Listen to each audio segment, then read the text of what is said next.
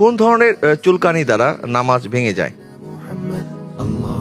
নামাজের মধ্যে যদি তিনবার চুলকায়, অর্থাৎ জি প্রথমবার চুলকানির পরে হাত সরিয়ে ফেলেছে, জি দ্বিতীয়বার আবার চুলকাইছে আবার হাত সরিয়ে ফেলেছে, তৃতীয়বার আবার চুলকাইছে হাত সরিয়ে ফেলেছে, যদি সেটা একই অবস্থায় হয়, অর্থাৎ সেজদা অবস্থায় হয় অথবা রুকু অবস্থায় হয়, একই অবস্থা হয়, সেক্ষেত্রে নামাজ নষ্ট হয়ে যাবে। অর্থাৎ একই রোকনের মধ্যে যদি কেউ জি, তিনবার তিনবার কেউ একই জায়গায় বা বিভিন্ন জায়গায় চুলকায়, সেক্ষেত্রে তার নামাজ ভঙ্গ হয়ে যাবে। মোহতারাম, আমাদের প্রতিযোগীর উত্তর সঠিক আছে কিনা, সে রোকন শব্দটি মিস করে ফেলেছে, তারপর সঠিকভাবে ধরে নেওয়া যায় কিনা? যে উনি আনসারটি সঠিক দিয়েছে এই জন্য যে রোকন হয়তো বা টার্ম হিসেবে ইউজ করতে পারেননি, কিন্তু ওই ব্যাপারটি আমাদেরকে বোঝাতে সক্ষম হয়েছেন যে আসলে একটি জায়গায় এটি উনি উল্লেখ করেছেন, এরকম একটা শব্দ রোকন না করলো, জি সেই হিসেবে আমরা ওনার আনসারটি সঠিক বলে ধরে নিতে পারি। জি, আপনার উত্তরটি সঠিক হয়েছে। আলহামদুলিল্লাহ।